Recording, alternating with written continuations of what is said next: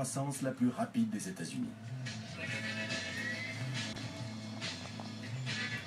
C'est la meilleure illustration de notre capacité à canaliser les ressources mondiales de façon insensée.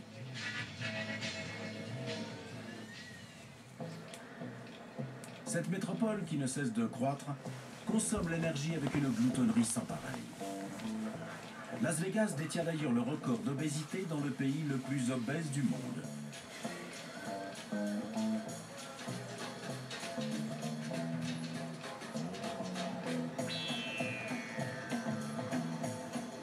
Mais il y a plus absurde encore. À Las Vegas, les excès les plus déridés en matière de nourriture coexistent avec la guerre totale contre les kilos et le culte du corps.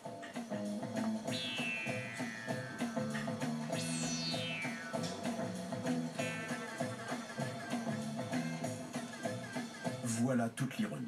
C'est une ville où l'on achemine de la nourriture à grands frais pour que ses habitants la consomment en quantité énorme avant de se ruer dans des salles de sport ruineuses où ils utilisent des machines qui reproduisent l'action de marcher ou de ramasser des objets.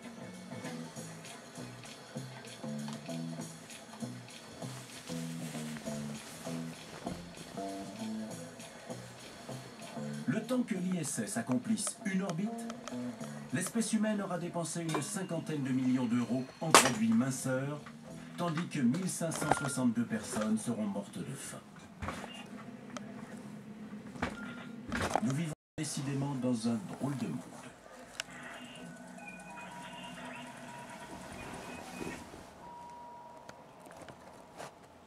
Comme la nourriture, l'air est une denrée que trop de gens considèrent comme inépuisable sur Terre. Dans l'espace, c'est une préoccupation majeure. Il serait encombrant et trop coûteux de transporter l'oxygène vital jusqu'en orbite.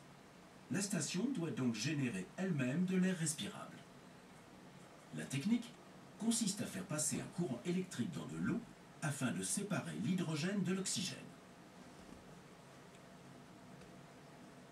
L'air ambiant de la station est ensuite recyclé dans des filtres au charbon qui éliminent le gaz carbonique et les autres gaz toxiques dégagés par l'équipage et les différents équipements. Maintenir une atmosphère viable pour 6 personnes est une chose. Quand il s'agit de plus de 6 milliards, c'est une autre paire de manches.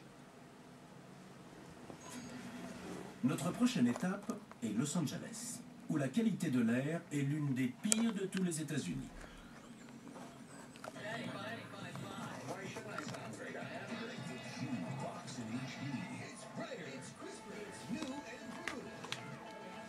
La Cité des Anges est née avec un handicap notoire. Les Amérindiens, qui vivaient là autrefois, l'avaient surnommée la vallée de la fumée, car leur feu de camp engendrait un brouillard qui stagnait anormalement dans l'air. Un phénomène atmosphérique appelé couche d'inversion forme une sorte de voûte au-dessus du bassin de Los Angeles qui empêche la dispersion verticale et latérale des agents polluants.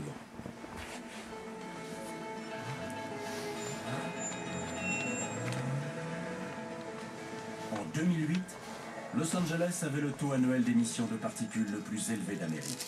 Cette pollution énorme a permis de sensibiliser les esprits à la réduction de toutes les émanations dangereuses. Grâce à ces efforts remarquables, la ville a aujourd'hui le plus faible taux d'émission de CO2 du pays.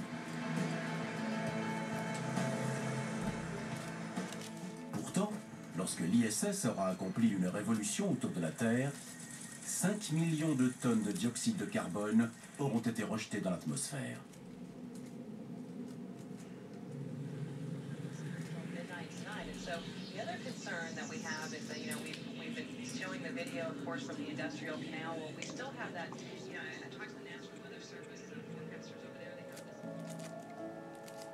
Notre atmosphère n'a jamais été aussi chargée en carbone depuis 800 000 ans. Ce qui n'est pas un drame pour tous les organismes vivants. La vie est même particulièrement douce pour certains animaux tubulaires et gélatineux qui filtrent l'eau de mer en quête de phytoplancton. Voici des salpes qui vivent au large de Los Angeles. Ces petits animaux marins se nourrissent de phytoplancton.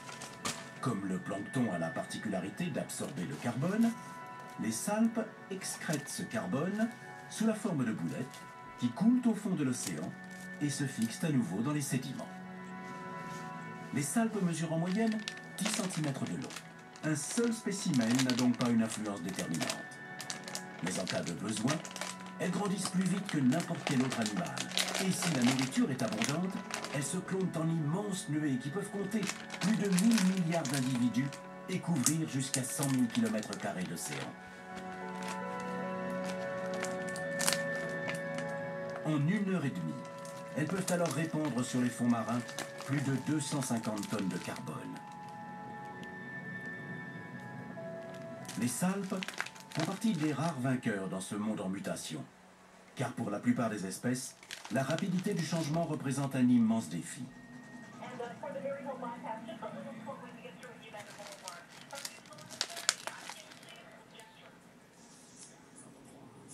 Les étendues sauvages du nord-ouest du Canada sont pratiquement inaccessibles. Il n'y a pas de route et la première agglomération se trouve à des jours de marche. On pourrait passer des mois dans l'illusion que 200 000 ans d'histoire de l'humanité n'ont jamais eu lieu.